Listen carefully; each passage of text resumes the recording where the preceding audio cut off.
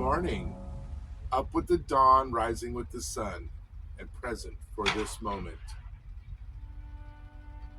I was watching the water today and noticed something.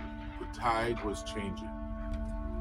Not fast, not dramatic, inch by inch.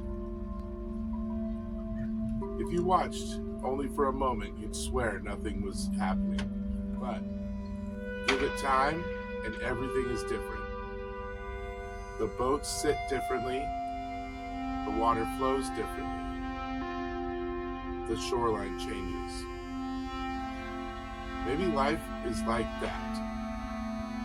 We worry because we are not changing fast enough. But the tide never rushes.